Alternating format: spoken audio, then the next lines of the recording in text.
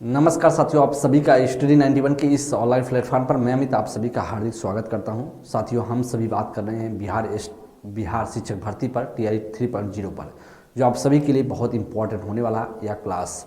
आज की class 10 number class है, जो आज की अंतिम क्लास होगी और आप सभी इसे आप बहुत अच्छे से देख रहे होंगे, चीज़ों को पढ़ रहे होंगे और एससीईआरटी और एनसीईआरटी के कलेक्शन इसमें की गए हैं, बहुत इंपॉर्टेंट होने वाले हैं। क्योंकि आप सभी बात करें या जो आपके टीजीटी की बात किया जाए तो जो ज्योग्राफी के कुछ क्वेश्चन आते हैं पर्यावरण अध्ययन के लिए, उसके लिए बेसिकली ये चीज़ें आपको प्रोवाइड की गई हैं, आपके लिए बहुत महत्वपूर्ण है। इसे आप लोग देखने का प्रयास करेंगे, बहुत इंपॉर्टेंट प्रश्न है। चलेंगे, आप सभी का पहला प्रश्न है। पहला प्रश्न करा, एक ही ताप वाले स्थानों को जोड़ने वाली काल्पनिक रेखाएं क्या कहलाती हैं? आइसोबार या आइसोहाइट या आइसोधर्म या उपयुक्त में से एक से उपयुक्त में से कोई नहीं। देखिएगा इसमें से क्या राइट ऑप्शन बन सकता है भाई साहब। एक ही तापमान वाले स्थानों पर जोड़ने वाली जो काल्पनिक रेखाएं हैं उसे हम क्या बोलते हैं? बेहद इंपॉर्टेंट है। आइसोबार बोलते हैं? नहीं। आइसोहाइट बोलते हैं? नहीं।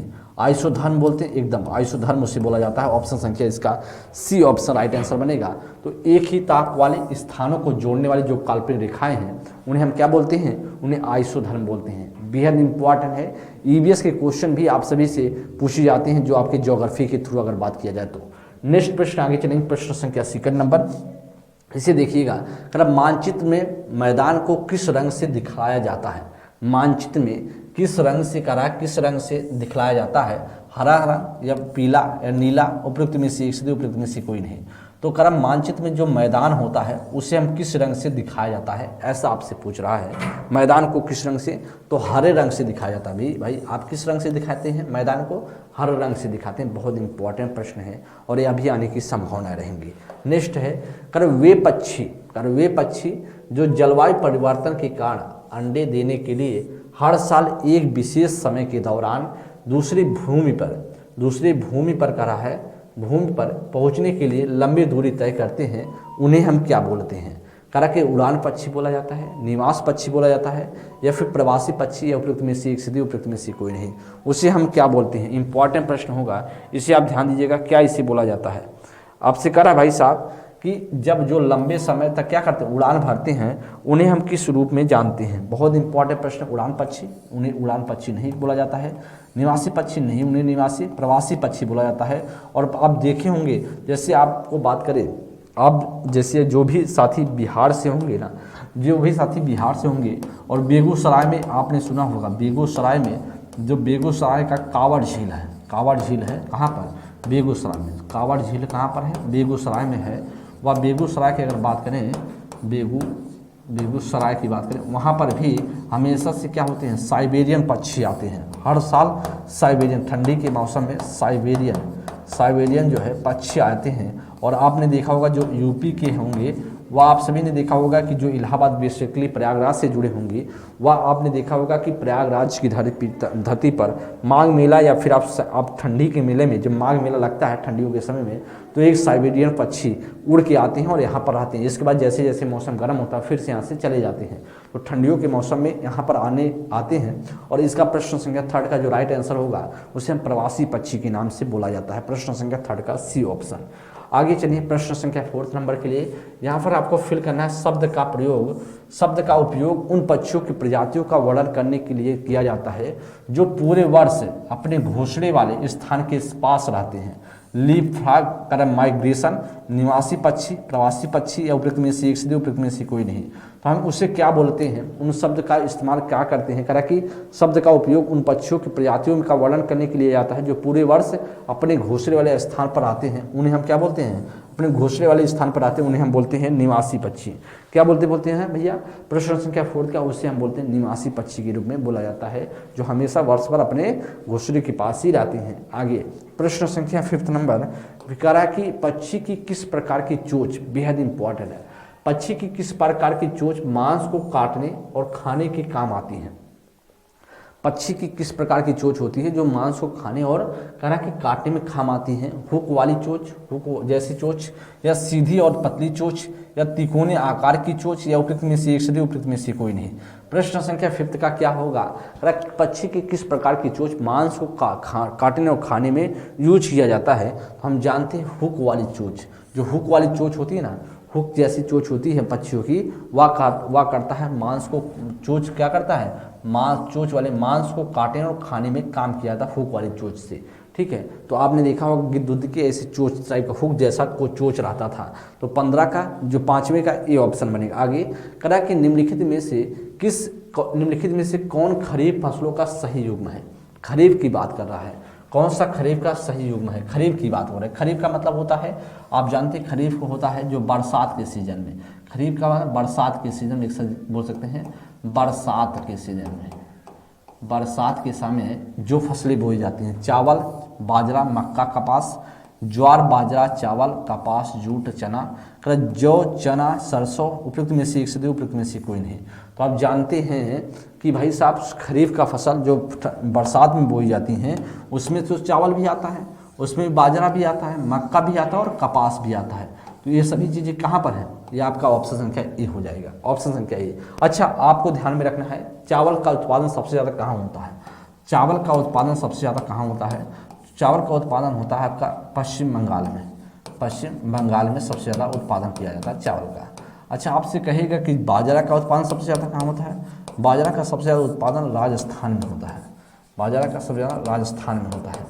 अच्छा, यहाँ पर आपका कहा कि मक्का का उत्पादन, मक्का का सबसे ज़्यादा उत्पादन किस राज्य में होता है, मक्का की बात करेंगे तो हम यह भी राजस्थान आप कह सकते हैं, मक्का का भी उत्पादन राजस्थान में ही होता है। अच्छा, या फिर आपका होगा कपास, कपास का उत्पादन आपके गुजरात में होगा, कपास का उत्पादन गुजरात में सबसे ज़्यादा होता है, कपास गुजरात में। ये सभी आपको ध्यान में रखना चाहिए, ध्यान में रखना चाहिए। तो आपका जो खरीफ की फसलें हैं ऑप्शन संख्या ए बनेगा, 6 का ए ऑप्शन इसका राइट आंसर बन जाएगा। नेक्स्ट प्रश्न आगे चलेंगे। आगे आपके सामने अगला प्रश्न है, प्रश्न संख्या 7 नंबर, इसे ध्यान दीजिएगा। करा कि भारत की निम्नतम फसलों पर विचार करना है, मूंगफली, तिल, बाजरा। कारण निम्नलिखित में से मुख्य रूप से वर्षा वाली फसल है, वर्षा वाली फसल को हम क्या बोलते हैं, खरीफ फसल।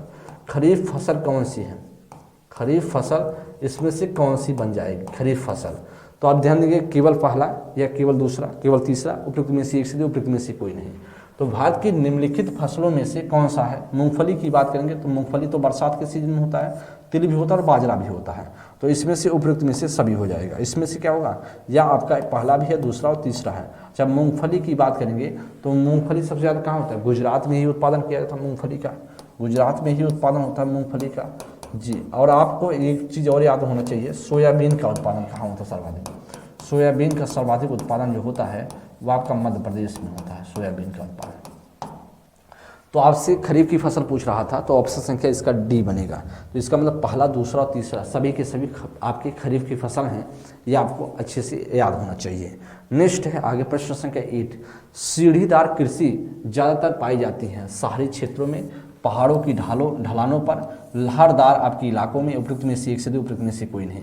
प्रश्न संख्या 8 का क्या होगा, तो हम जानते हैं जो सीढ़ीदार कृषि ज़्यादातर, सीढ़ीदार कृषि का मतलब है एक तरीके से चाय का उत्पादन सीढ़ीदार कृषि। जैसे बारिश हुई तो बारिश का पानी तुरंत क्या होगा, नीचे चला जाए, रुके ना।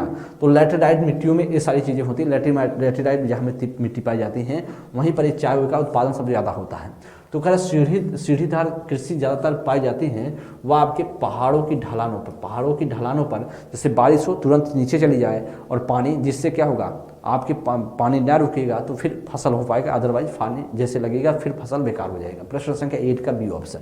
अच्छा, नेक्स्ट प्रश्न आगे चलेंगे, प्रश्न संख्या 9 नंबर। भारत में शुष्क कृषि व्यापक रूप से प्रचलित है, कनारा के मैदान में या कन्नड़ के क्षेत्रों में या कन्नड़ के क्षेत्रों में, या फिर आपका होगा उपयुक्त में से एक से दो, उपयुक्त में से कोई नहीं।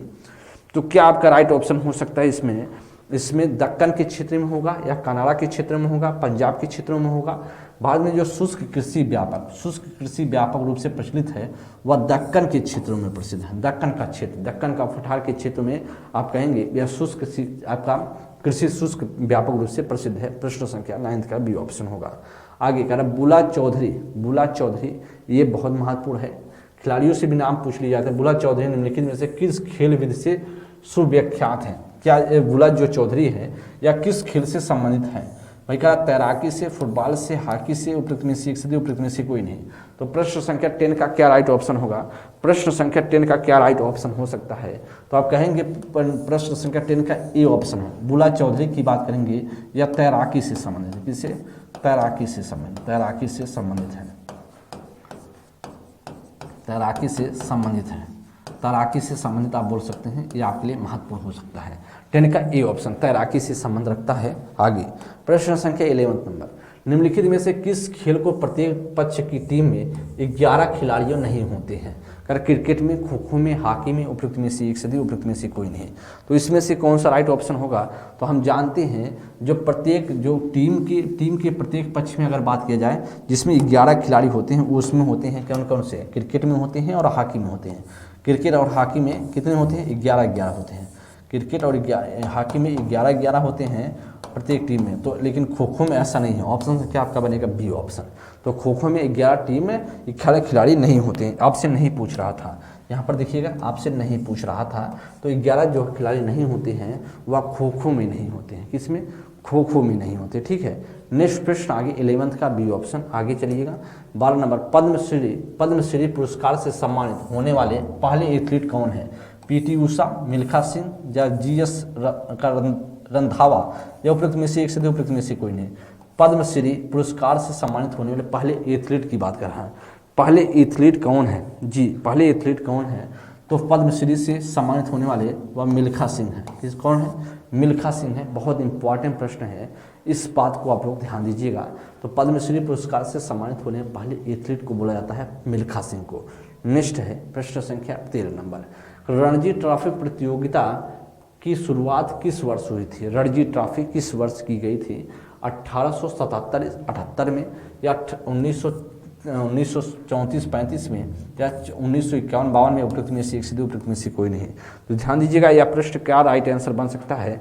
भाई कह रहा कि आपसे कि रणजी ट्रॉफी प्रतियोगिता की शुरुआत कब की गई थी? तो रणजी ट्रॉफी की प्रतियोगिता 1934-35 के आसपास की गई थी। 1935 और 34-35 में के टाइम में रणजी ट्रॉफी प्रतियोगिता की शुरुआत हुई थी। तो 13 का होगा बी ऑप्शन। आगे नेक्स्ट है, कारण राष्ट्रमंडल खेलों का प्रथम आयोजन कब हुआ था? 1925-26 में, 1930-31 में, 1935-36 में? उपयुक्त में से एक से, उपयुक्त में से कोई नहीं। तो क्या होगा इसका राइट आंसर? आपसे कह रहा कि राष्ट्रमंडल खेलों का प्रथम आयोजन कब हुआ था? तो प्रथम आयोजन 1930-31 के समय में हुआ था। ऑप्शन संख्या बी होगा। क्या होगा? ऑप्शन संख्या 20 का राइट आंसर। देख लीजिएगा, बहुत अच्छा प्रश्न है और आने की संभावनाएं रहेंगी इन सभी प्रश्नों के। तो राष्ट्रमंडल खेलों का प्रथम आयोजन जो हुआ था 1930-31 के टाइम में हुआ था। निम्नलिखित में से कौन हरियाणा हरिकेन के नाम से प्रसिद्ध है? कह कि मंगूर ली खान, कहा कि पटौदी या कपिल देव या वीरेंद्र सिंह या फिर आपका उपयुक्त में से एक से, उपयुक्त में से कोई नहीं। तो निम्नलिखित में से कौन है जो हरियाणा हरिकेन के नाम से प्रसिद्ध है? क्या उनका नाम है? हरियाणा हरिकेन के नाम से प्रसिद्ध हैं। तो इसमें से होगा वह कपिल देव प्रसिद्ध है। कौन है? कपिल देव प्रसिद्ध है। ऑप्शन क्या बी। तो निम्नलिखित में से कौन से हरियाणा हरिकेन के नाम से प्रसिद्ध हैं? कपिल देव जी को हम ऐसा बोलते हैं, कपिल देव जी को ऐसा हम बोलते हैं हरियाणा के हरिकेन के नाम से। नेक्स्ट आगे बात करें प्रश्न संख्या 16, निम्नलिखित खिलाड़ियों को उच्चतम परीक्षण देने के लिए व्यक्तियों को कौन सा पुरस्कार दिया जाता है?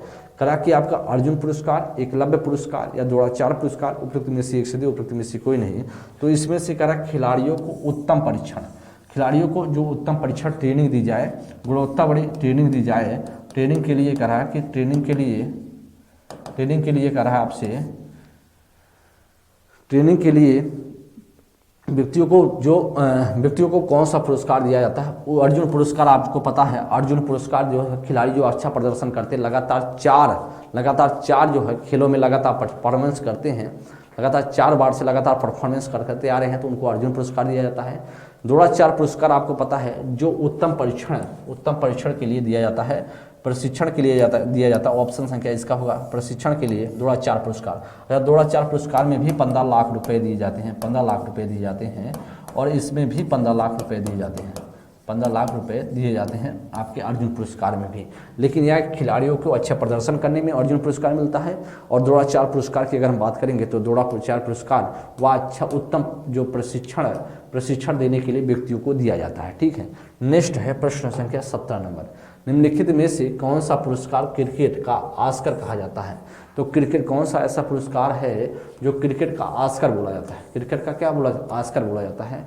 आईसीसी पुरस्कार या का विजडन पुरस्कार या सीएल पुरस्कार, उपयुक्त में से एक से उपयुक्त में से कोई नहीं। तो हम सभी जानते हैं, इसको ध्यान दीजिएगा, इस प्रश्न को हम जानते हैं। हम सभी इस प्रश्न की अगर हम बात करें तो आप जानते होंगे कि खेल की बात हो रही है ना, क्रिकेट का ऑस्कर जिसे बोला जाता है उसे आईसीसी पुरस्कार बोला जाता है। आपका ऑप्शन संख्या ए आईसीसी पुरस्कार बोला जाता है। और जानते हैं 2023 में जो है पुरुष वर्ग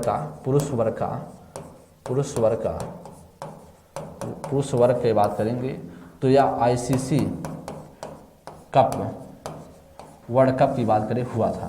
कब हुआ था? वर्ल्ड कप हुआ है, आईसीसी वर्ल्ड कप हुआ है, आईसीसी वर्ल्ड कप हुआ है, जिसमें वर्ल्ड कप की बात करें पुरुष वर्ग का, जिसमें से बात करें ऑस्ट्रेलिया क्या रहा था? विजेता रहा था। ऑस्ट्रेलिया क्या रहा था? विजेता रहा था। और आप हमको पता होगा भारत क्या रहा? भारत उपविजेता रहा था। इससे आपको अच्छे से पता ही होगा। ठीक है, तो आपको अच्छे से दिमाग में रखना चाहिए ये सारी चीज़ें। तो पुरुष का ऑस्कर जो बोला जाता है वो आईसीसी पुरस्कार को बोला जाता है। नेक्स्ट प्रश्न आगे, प्रश्न संख्या 18 है। निम्नलिखित में से कौन सी भारत की सबसे ऊंची चोटी है? कौन सी सबसे ऊंची चोटी है? कंचनजंगा, नंदा देवी, नामचा बारवा, उपयुक्त में से एक से उपयुक्त में से कोई नहीं। तो निम्नलिखित में से कौन सा आपसे पूछा भारत का सबसे ऊंची चोटी? भारत की सबसे ऊंची चोटी कौन सी है? सबसे ऊंची चोटी भारत की कौन सी होगी? तो हम जानते हैं उसे बोलते हैं कंचनजंगा को। भारत की सबसे ऊंची चोटी बोलेंगे कंचनजंगा को। नेक्स्ट आगे चलेंगे, प्रश्न संख्या 19 नंबर। करा कि कंचनजंगा राष्ट्रीय उद्यान के बारे में निम्नलिखित में से कौन सा कथन सत्य है? आपका कंचनजंगा राष्ट्रीय उद्यान सिक्किम भारत में स्थित एक राष्ट्रीय उद्यान है जहां एक बायोस्फीयर रिजर्व भी है।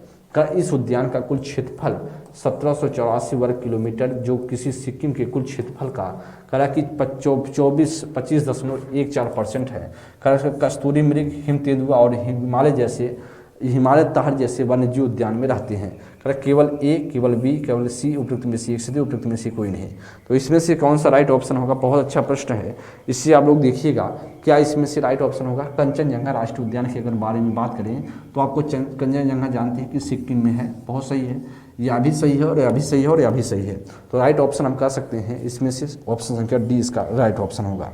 क्या होगा? डी ऑप्शन इसका करेक्ट आंसर होगा। बेहतरीन क्वेश्चन है, ये आपसे ध्यान दीजिएगा। तो आपका ए बी सी जब सभी सही हैं तो हम इसे क्या कहेंगे? इससे हम कह देंगे, इससे हम ध्यान देंगे, इससे हम क्या बोलेंगे? इससे हम बोलेंगे भाई साहब आपका सभी के सभी क्या होगा? सभी के सभी सही होगा। ठीक है, इससे आप लोग ध्यान दीजिएगा। ठीक है, ये आपके लिए होगा ऑप्शन संख्या डी। तो ये सारी चीज़ें बहुत कॉन्सेप्ट को क्लियर कीजिएगा, पेपर में आने की संभावनाएं रहेंगी और ऐसे प्रश्न पेपर में आते भी रहते हैं। हिमालय पर्वत का एक प्रमुख हिमालय पर्वत श्रृंखला का एक प्रकार की क्या है? ज्वालामुखी पर्वत है? नहीं। का वलित पर्वत है? एकदम है। ब्लॉक पर्वत है? नहीं। हम जानते हैं वलित पर्वत है, जो आपका हिमालय की अगर बात करेंगे तो एक वलित पर्वत है। क्या है? वलित पर्वत बोला जाता है हिमालय को। नेक्स्ट आगे चलेंगे, निम्नलिखित में से भारत के किस राज्य में हिमालय का फैलाव नहीं है? किस राज्य में हिमालय का फैलाव नहीं है? उत्तर प्रदेश, उत्तराखंड, हिमाचल प्रदेश, उपयुक्त में से एक से उपयुक्त में से कोई नहीं। तो क्या इसमें से राइट ऑप्शन बनेगा? प्रश्न अच्छा है। तो हम जानते हैं कि हिमालय का फैलाव कहाँ तक नहीं है, तो आपको पता होगा यहाँ से जम्मू कश्मीर से लेकर हिमालय के फैलाव की अगर हम बात करेंगे, तो अरुणाचल प्रदेश तक बोला जाता है, और यहाँ से जम्मू एंड कश्मीर से लेकर, तो आपका ये तो उत्तर प्रदेश तो नहीं बनेगा क्योंकि यहाँ पर आपका उत्तराखंड है। या आपका नहीं बनेगा क्योंकि नहीं आपसे पूछ रहा था, नहीं तो यही होगा ना, क्योंकि उत्तराखंड में फैलाव है, हिमाचल प्रदेश में भी है। आपका इसमें से जो अगर नहीं आपसे पूछ रहा तो नहीं इसमें होगा ए ऑप्शन, 21 का ए ऑप्शन राइट आंसर है। नेक्स्ट प्रश्न आगे चलेंगे, प्रश्न संख्या 22 नंबर। यहाँ पर आपको फिल करना है जो सिक्किम को तिब्बत से जोड़ता है। जो सिक्किम को तिब्बत से जोड़ता है 1962 में भारत पर चीनी आक्रमण के बाद बंद कर दिया गया था, लेकिन 2006 से फिर से खोल दिया गया है। वह कौन सा दर्रा है? जोजिला दर्रा या फिर जोजिला दर्रा या बोर्जिला दर्रा, नाथुला दर्रा, उपयुक्त में से एक से दो, उपयुक्त में से कोई नहीं। प्रश्न संख्या 22 नंबर का क्या राइट ऑप्शन होगा? अच्छा प्रश्न है, इसमें से क्या राइट ऑप्शन बन सकता है? जी ध्यान दीजिएगा, करा कि क्वेश्चन बहुत बेहतरीन है। इस क्वेश्चन को देखने के बाद लग रहा है कि आने की संभावना रहेंगी। जो सिक्किम को तिब्बत से जोड़ता है और 1962 में क्या किया था? बंद कर दिया गया था, जब लड़ाई हुआ चीन और भारत के साथ, और इसके बाद 2006 में इसे खोल दिया गया, तो उसे हम कौन सा दर्रा बोलते हैं? ऑप्शन संख्या सी, नाथुला दर्रा बोला जाता है। ऑप्शन संख्या सी इसका करेक्ट ऑप्शन। नेक्स्ट प्रश्न है 23 नंबर। सिक्किम भारत में सबसे बड़ा उत्पादक है। सिक्किम जो है भारत का सबसे बड़ा उत्पादक क्या है? बड़ी इलायची का, चाय का, बड़ी इलायची का, चाय का या फिर आम का, उपयुक्त में से एक से दो, उपयुक्त में से कोई नहीं। तो बड़ी इलायची का आपका सिक्किम बन जाएगा, बड़ी इलायची का सिक्किम बन जाएगा, उत्पादक करेगा। चाय का कौन करता है? असम करता है। चाय का असम करता है जी। तो राइट आंसर क्या बनेगा? ऑप्शन संख्या ए बनेगा। जो सिक्किम है भारत का सबसे ज़्यादा जो उत्पादन करता है वह इलायची का करता है। 23 का आपका ए ऑप्शन इसका राइट आंसर होगा। ठीक है, इससे आप लोग ध्यान दीजिएगा, आपका ए ऑप्शन इसका 23 का बन जाएगा। नेक्स्ट प्रश्न है, किस हिमालय चोटी को सागर माथा कहते हैं? किस हिमालय चोटी को सागर माथा कहते हैं? नंगा पर्वत को, धौलागिरी को, माउंट एवरेस्ट को, उपयुक्त में से एक से दो, उपयुक्त में से कोई नहीं। तो किस हिमालय चोटी को हम सभी सागर माथा बोलते हैं? तो माउंट एवरेस्ट को ही बोलते हैं। ऑप्शन संख्या सी, ऑप्शन संख्या सी इसमें से राइट ऑप्शन होगा। किस हिमालय चोटी को सागर माथा बोला जाता है? वह माउंट एवरेस्ट को बोला जाता है। 24 का सी ऑप्शन है। आगे चलते हैं, बहुत इंपॉर्टेंट प्रश्न है। एडमंड हिलरी तथा तेंजिंग नार्गे द्वारा विश्व की सबसे ऊंची चोटी माउंट एवरेस्ट पर सबसे पहले किस वर्ष विजय प्राप्त की गई थी? कह रहा है कि 1998 ईस्वी में या 1953 ईस्वी में, 1957 ईस्वी में, उपयुक्त में से एक से दो, उपयुक्त में से कोई नहीं। क्वेश्चन को देखिएगा, एडमंड हिलरी और तेंजिंग नार्वे द्वारा विश्व की सर्वोच्च जो चोटी है, सर्वोच्च पर्वत चोटी है, उसका नाम माउंट एवरेस्ट है। इस पर सबसे पहले किस वर्ष विजय प्राप्त किया था इन्होंने? हम जानते हैं 1953 ईस्वी में किया था। कब? 1953 ईस्वी में। बी ऑप्शन इसका राइट आंसर बनेगा। क्वेश्चन देखिए, आपकी एक्सप्लेनेशन जो है आपके लिए महत्वपूर्ण है, इससे आप लोग देखते चलिएगा और आपके पेपर में आने की संभावना रहेंगी और इससे आप बहुत कुछ सीख रहे होंगे। ठीक है, आगे करें। प्रश्न संख्या आपके सामने 26 नंबर। नंदा देवी चोटी है, असम हिमालय का भाग है, या फिर आपसे कहा कि कुमायूं हिमालय का भाग है, नेपाल हिमालय का भाग है, उपयुक्त में से एक से दो, उपयुक्त में से कोई नहीं। को नंदा देवी जो है, नंदा देवी चोटी है किसका भाग? नंदा देवी चोटी किसका भाग है? तो हम जानते हैं वह कुमायूं हिमालय का भाग है। नंदा देवी किसका है? कुमायूं हिमालय का भाग है नंदा देवी। यह भी इंपॉर्टेंट प्रश्न है आप सभी के जीएस के परपेज से बात करें तो। बेहतरीन क्वेश्चन आपकी स्क्रीन पर। जम्मू और कश्मीर राज्य में पर्वत श्रृंखलाओं की ऊंचाई उत्तर पूर्व से दक्षिण पश्चिम का फैलाव का सही क्रम कौन सा होगा? दक्षिण पश्चिम तक फैलाव कर लद्दाख, पीर पंजाल, जास्कर शिवालिक, लद्दाख, जास्कर, पीर पंजाल, शिवालिक, लद्दाख, शिवालिक, जास्कर, पीर पंजाल, उपयुक्त में से एक से दो, उपयुक्त में से कोई नहीं। तो आपसे कहा जम्मू और कश्मीर में जो पर्वत श्रृंखलाओं की उत्तर पूर्व से लेकर के उत्तर पूर्व से दक्षिण पश्चिम तक फैलाव आपसे पूछ रहा, सही क्रम कौन सा होगा? तो सही क्रम जी कोशिश कीजिएगा आप बताने का क्या बन सकता है। बहुत अच्छा प्रश्न है जी। सबसे पहले तो आप जानते हैं इसमें जो बढ़ेगा वह बढ़ेगा लद्दाख का, फिर इसके बाद जास्कर का आएगा, फिर आपका पीर पंजाल का आएगा, फिर आपका शिवालिक आएगा। तो यही तो रहे आपका होना चाहिए ऑप्शन से क्या भी। तो लद्दाख के बाद जास्कर, जास्कर के बाद पीर पंजाल के बाद आपका शिवालिक होना चाहिए। तो सही क्रम यही बनेगा, ऑप्शन संख्या 27 का भी ऑप्शन है। नेक्स्ट आगे करा कि बिहार की बात करें। बिहार का देशांतरी अवस्थित क्या है? बिहार राज्य की देशांतरी जो है अवस्थित क्या है? करा 23 अंश 20 मिनट 25 सेकंड ईस्ट से लेकर के 29 अंश 17 मिनट 40 सेकंड ईस्ट तक, या 83 अंश 19 मिनट 50 सेकंड से ईस्ट से लेकर के 88 अंश 17 मिनट 40 सेकंड की ईस्ट से लेकर तक, या 85 अंश 19 मिनट 50 सेकंड से लेकर के ईस्ट से लेकर के 87 अंश 17 मिनट 40 सेकंड ईस्ट तक, या उपयुक्त में से एक से दो, उपयुक्त में से कोई नहीं। तो कहेंगे प्रश्न संख्या 28 का क्या बनेगा? प्रश्न संख्या 28 का क्या राइट ऑप्शन बन सकता है? बेहतरीन क्वेश्चन है, इससे आप लोग बताने की कोशिश कीजिएगा क्या आपका राइट ऑप्शन बनेगा, क्या इसका राइट ऑप्शन बनेगा। बेहतरीन क्वेश्चन है और यह आपके लिए बहुत इंपॉर्टेंट प्रश्न है जी, इसका क्या राइट ऑप्शन हो सकता है। तो हम जानते हैं, अगर हम बात करें इसमें से जो करेक्ट ऑप्शन बनेगा ना, वह बनेगा जी, एकदम बहुत अच्छा प्रश्न है। अगर बिहार की हम बात किया जाए तो 83 अंश 19 मिनट 50 सेकंड से लेकर 88 मिनट 17 मिनट 40 सेकंड तक फैला हुआ है, 40 सेकंड तक फैला हुआ ईस्ट तक। ऑप्शन संख्या इसका क्या बनेगा, ऑप्शन संख्या इसका बी ऑप्शन। बेहतरीन क्वेश्चन, बहुत इंपॉर्टेंट है। करा कि भारतीय मानक यामोत्तर रेखा किन राज्यों से होकर गुजरती है। उत्तर प्रदेश, मध्य प्रदेश, छत्तीसगढ़, उड़ीसा और आंध्र प्रदेश। उत्तर प्रदेश, बिहार, झारखंड, उड़ीसा और पश्चिम बंगाल। या फिर आपका यहाँ पर ध्यान दीजिएगा क्या इसका राइट ऑप्शन होगा, या फिर आपसे कह रहा है कि उत्तर प्रदेश, राजस्थान, महाराष्ट्र, गुजरात, मध्य प्रदेश या उपयुक्त में से एक से उपयुक्त में से कोई नहीं। तो भारतीय मानक यामोत्तर की बात करेंगे तो कितने राज्यों से, 5 राज्य से होकर जाती है। कितने राज्य से, 5 राज्य से ना। तो इसमें से उत्तर प्रदेश, मध्य प्रदेश, छत्तीसगढ़, उड़ीसा और आंध्र प्रदेश एकदम सही। ए ऑप्शन सही होना चाहिए जी। आप सभी जवाब देंगे इसमें। आपका जानते हैं कि झारखंड में तो नहीं जाता है, झारखंड में नहीं जाता। उत्तर प्रदेश बिहार में भी नहीं जाता है, बिहार भी यहाँ नहीं बनेगा, और झारखंड भी नहीं जाता है, एकदम सही है। उड़ीसा पश्चिम बंगाल भी नहीं जाता है, यहाँ पश्चिम बंगाल भी नहीं जाता है, गलत है। और यहाँ पर बात करें उत्तर प्रदेश, राजस्थान कहाँ चला जाएगा। इसका राइट ऑप्शन होगा उत्तर प्रदेश, मध्य प्रदेश, उत्तर प्रदेश के बाद मध्य प्रदेश, छत्तीसगढ़, उड़ीसा, फिर आंध्र प्रदेश। ये 5 राज्यों से होकर के भारतीय यामोत्तर रेखा गुजरता है। ठीक है, बहुत अच्छा प्रश्न है। नेक्स्ट आगे चलेंगे, प्रश्न संख्या 30 नंबर, बहुत अच्छा प्रश्न है। गुजरात से अरुणाचल प्रदेश तक अनुमानित समय अंतराल घंटों में क्या है। 1 घंटा है, 1.5 घंटा है, 2 घंटा है, उपयुक्त में से एक से उपयुक्त में से कोई नहीं। आपसे कह रहा है कि जो अरुणाचल प्रदेश, गुजरात और अरुणाचल प्रदेश की बात करें तो गुजरात और अरुणाचल प्रदेश की बात करें तो सबसे पश्चिम, सबसे पूर्वी बिंदु से लेकर के पूर्व से पश्चिम तक पूछ रहा है, पश्चिम तक। तो आप जानते हैं हर यहाँ दोनों में अगर पूछा जाए, ये आपका जो गुजरात है, गुजरात है और यह आंध्र प्रदेश है, आंध्र प्रदेश है। इनमें कह रहा है कि आपका जो होता है वह 30 अंश का अंतर होता है। कितने अंश का, 30 अंश का अंतर होता है, इंटरवल होता है। तो 30 अंश बराबर होना चाहिए। तो 30 अंश का अंतर होता है। तो 1 अंश बराबर आप जानते हैं 4 मिनट होता है। 1 अंश बराबर 4 मिनट, तो 30 अंश बराबर 4 गुणे 30, तो इसका टोटल हो जाएगा 120 मिनट। 120 मिनट होगा, इसका मतलब होगा 2 घंटा। 2 घंटा का अंतर होगा, 2 घंटा का अंतर है। तो राइट ऑप्शन सीधा सा आपका सी is the right option.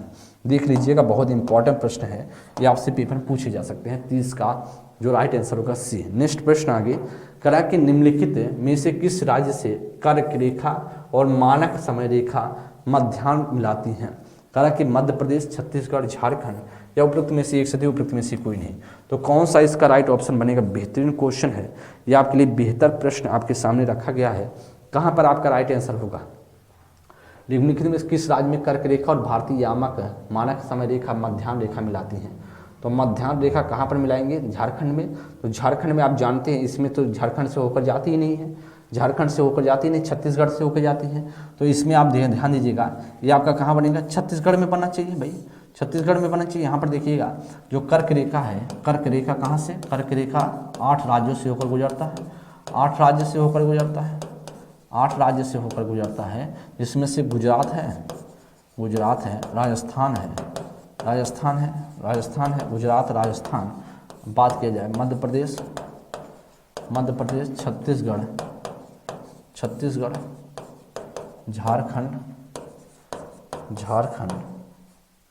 Jharkhand, पश्चिम बंगाल, आपका त्रिपुरा और मिजोरम,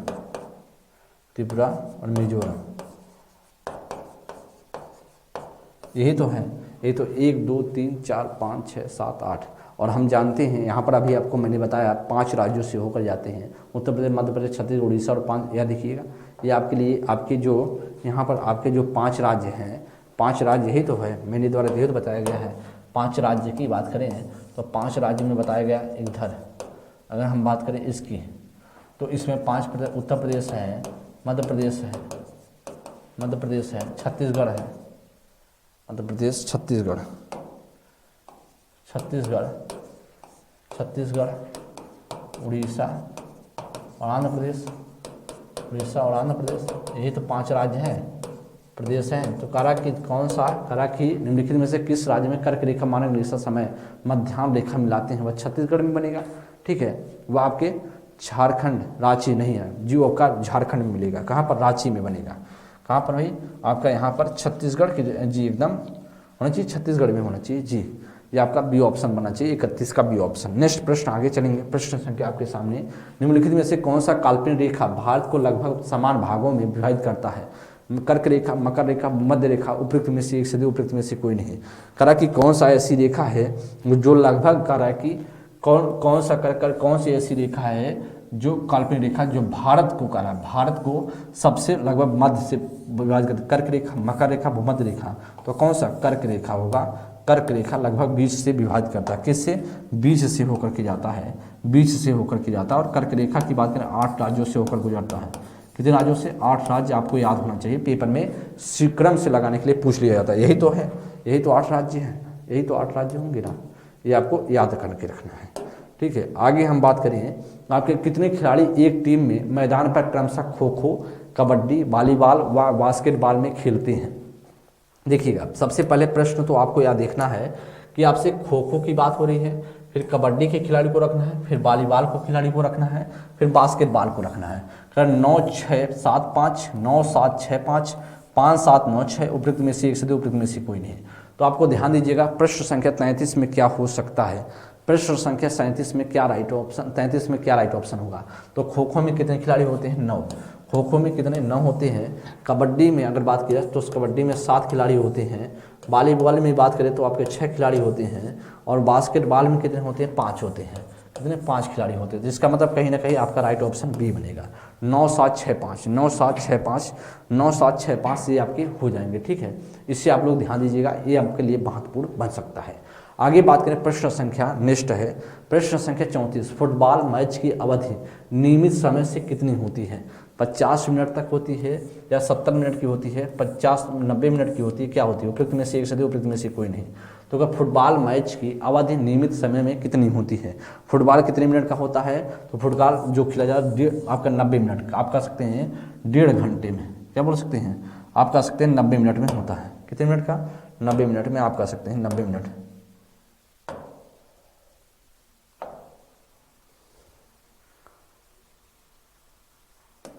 कितना मिनट का होता है? 90 मिनट के आसपास होता है।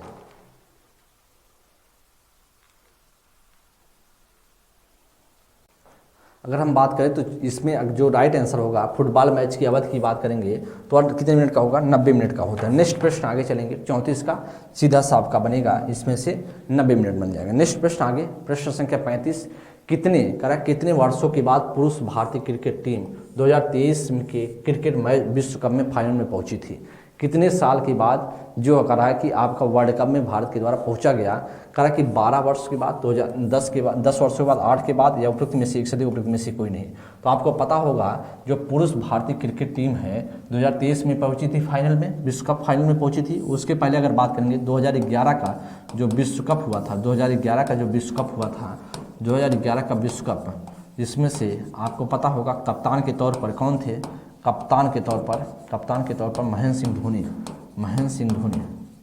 सिंह धोनी थे। उनके द्वारा विश्व कप जीता गया था, इनके द्वारा विश्व कप जीता गया था। और फिर इसके बाद भारत जो है 2023 में पहुंचा।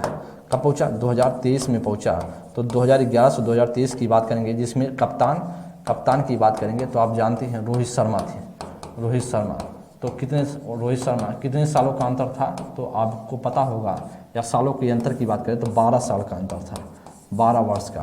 तो 12 साल का अंतर है, तो राइट ऑप्शन तो यही बनेगा, ऑप्शन संख्या ए। ऑप्शन संख्या ए इसका करेक्ट ऑप्शन बनेगा। नेक्स्ट प्रश्न लेंगे, प्रश्न संख्या 36 नंबर के लिए। आगे करा कि अश्विनी बोनप्पा का संबंध किस खेल से है?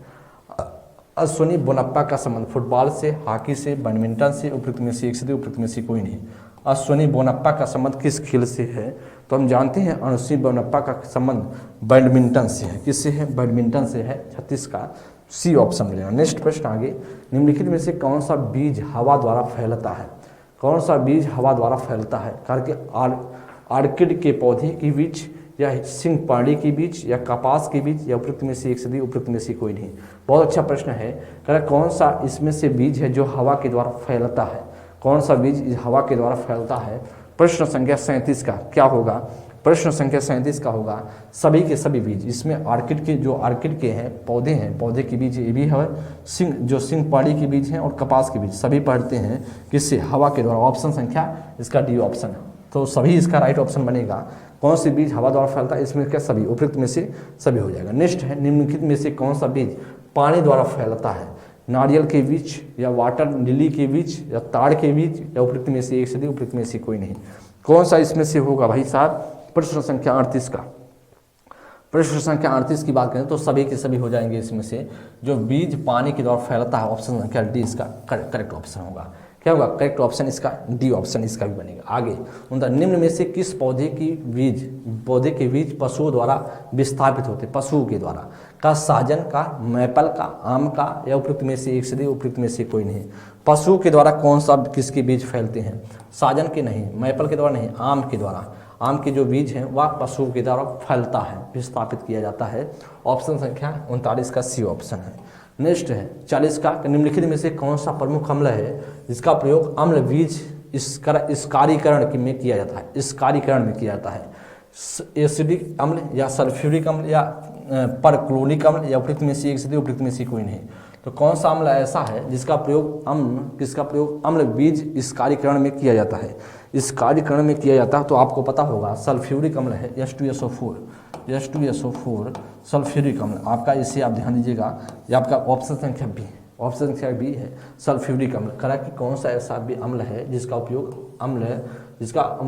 उपयोग अम्ल बीज में स्कारीकरण में किया जाता है, वह सल्फ्यूरिक अम्ल होगा, H2SO4। 40 का सीधा सा बी ऑप्शन इसका करेक्ट आंसर बन जाएगा। नेक्स्ट प्रश्न है आगे कह रहा है कि निम्नलिखित में से कौन सा बीज गुरुत्वाकर्षण एक बल द्वारा फैलता है?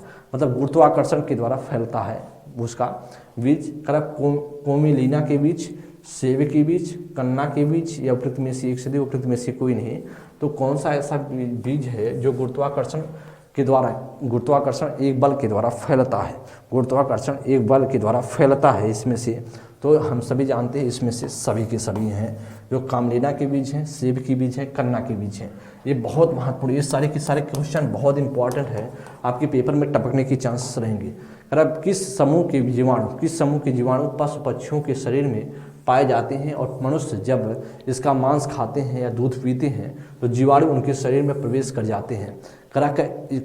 क्लास्ट्रिडियम बोटिनम, या स्टेफिलोकोकाई समूह, या सैमोलेना समूह, या उपयुक्त में से एक से उपयुक्त में से कोई नहीं। क्वेश्चन को देखिएगा, किस समूह के जीवाणु पशु पक्षियों के शरीर में पाए जाते हैं? किस प्रकार के जो समूह के जीवाणु हैं जो पशु पक्षियों के शरीर में पाए जाते हैं, और मनुष्य जब इसका मांस खाता है, मतलब उसका मांस जब खाता है ना, तो उसके बाद कह रहा है कि दूध पीते हैं तो जीवाणु उसके शरीर में प्रवेश करते हैं, मतलब मनुष्य के शरीर में भी पहुंच जाते हैं। तो वह कौन सा समूह का जीवाणु है? वह साल्मोनेला समूह का है। किसका है? साल्मोनेला समूह का है। जो आप पक्षियों की बात करें, जीवाणु है जो पक्षियों के शरीर पर पाए जाते हैं, पशु पक्षियों के शरीर पर होते हैं, और जब मांस खाते हैं या दूध पीते हैं तो मनुष्य के शरीर में प्रवेश कर जाता है। 42 का सी ऑप्शन। आगे कह रहा है किस समूह के जीवाणु प्रायः वायु में, मनुष्य की नाक या फेफड़ों या फुंसी और घावों में पाए जाते हैं? बेहतरीन क्वेश्चन है। किस समूह के जीवाणु प्रायः वायु में, उसके साथ साथ मनुष्य की नाक या फोड़ों या फुंसियों पर व घाव में पाए जाते हैं? ये भोजन बनाते समय खांसने व छींकने तक गंदे हाथों से माध्यम से भोजन में प्रवेश करते हैं। करा कि क्लास्ट्रिडियम बोटिनम, या स्टेफिलोकोकाई समूह, या सैल्मोनेला समूह, या उपयुक्त में से एक से उपयुक्त में से कोई नहीं। बहुत इंपॉर्टेंट प्रश्न है। 43 का क्या राइट ऑप्शन होगा? तो हम जानते हैं जो जीवाणु है, इस समूह के जीवाणु का नाम है स्टेफिलोकोकाई समूह के जो ये जीवाणु हैं प्रायः वायु में होते हैं, साथ ही साथ जो मनुष्य की नाक है उस पर और फोड़े फुंसियों पर घाव पर पाए जाते हैं, और खाना बनाते समय छींकते टाइम ये आपके जो है भोजन में प्रवेश कर जाते हैं। ऑप्शन संख्या 43 का बी ऑप्शन। आगे 44 नंबर, मुख्य खाद्य फसलों में मुख्य खाद्य पदार्थों में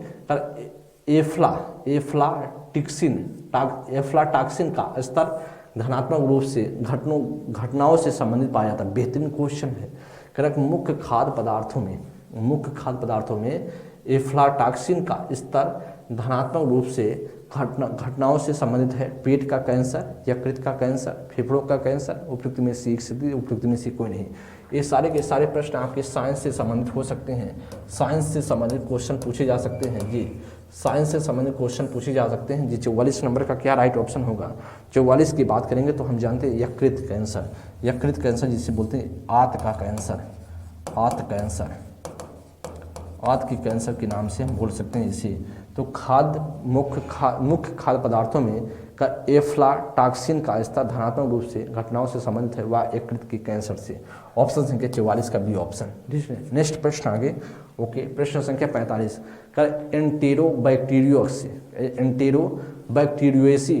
श्रेणी के खाद्य की निगरानी के लिए उपयोगी सूचक जीव कौन से हैं? स्वच्छता है या संदूषण है या ना तो ए है ना तो बी है या उपयुक्त में से एक से उपयुक्त में से कोई नहीं।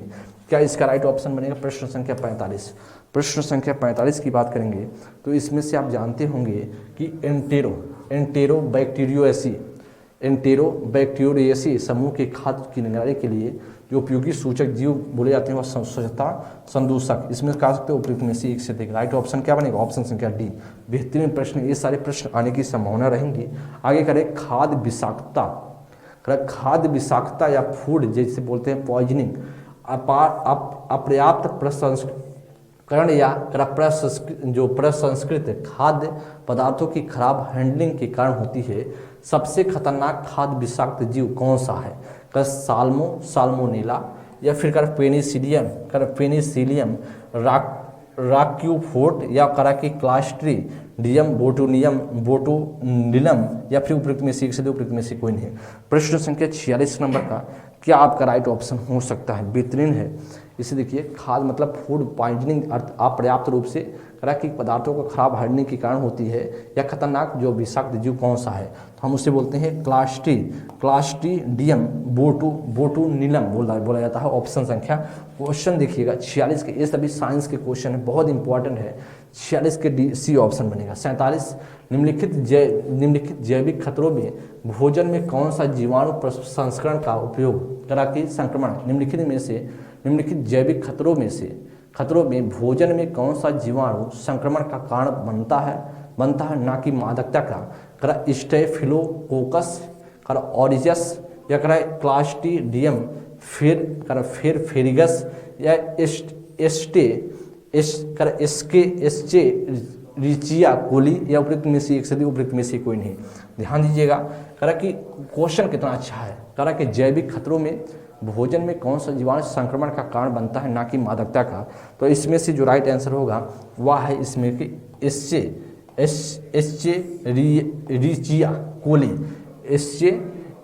रिचिया कोली आपका राइट ऑप्शन होगा। 47 का सी ऑप्शन। आगे अरे कौन सा मच्छर जनित रोग, बेहतरीन क्वेश्चन है, कौन सा मच्छर जनित रोग शरीर के अंगों की सूजन और वृद्धि से जुड़ा होता है जिसे एलिफेंटियासिस के नाम से जाना जाता है? एलिफेंटियासिस के नाम से जाना जाता है। डेंगू बुखार है या मलेरिया है, ये लस्का फाइलेरिया है, उपयुक्त में से एक से उपयुक्त में से कोई नहीं। कौन सा मच्छर जनित रोग मच्छर से फैलता है? जनित रोग कौन सा है जो मच्छर से फैलता है? ठीक है, इसमें रोग आपको ढूंढना है कौन सा ऐसा रोग है जो मच्छर से फैलता है और करा कि शरीर के अंगों की सूजन वृद्धि से जुड़ा होता है। मतलब शरीर के अंग का जो है सूजन और वृद्धि से जुड़ा होता है, जिसे एलिफेंटियासिस के नाम से जाना जाता है। बहुत इंपॉर्टेंट प्रश्न है। वह इसका क्या नाम होगा? उसे बोलते हैं लस्का जो फाइलेरिया के नाम से बोला जाता है। लस्का फाइलेरिया के नाम से जाना जाता है और मच्छर जनित रोग है। ठीक है, नेक्स्ट प्रश्न आगे करा कि जीका वायरस गर्भवती महिलाओं में प्रसारित होने पर किस प्रकार के जन्म दोषों का कारण बनती है? जो जीका वायरस है गर्भवती महिलाओं में प्रसारित अगर हो जाए जीका वायरस तो किस प्रकार के जन्म दोष का कारण बनता है? करा कि ऑटिज्म स्पेक्ट्रम विकार जिसे बोलते हैं ADHD, या फिर करा डाउन सिंड्रोम जिसे ऑटिज्म जिसे स्वालीनता वाला बोला जाता है, डाउन सिंड्रोम या माइक्रोसेफली, उपयुक्त में से एक से दो, उपयुक्त में से कोई नहीं। प्रश्न संख्या 49 का क्या होगा? प्रश्न संख्या 49 का, तो जीका वायरस अगर गर्भवती महिलाओं में प्रसारित होने पर किस प्रकार का जन्म दोषों का कारण बनेगी? उभय से माइक्रोसेफली का कारण बनेगी। माइक्रोसेफली नामक रोग फैलता है।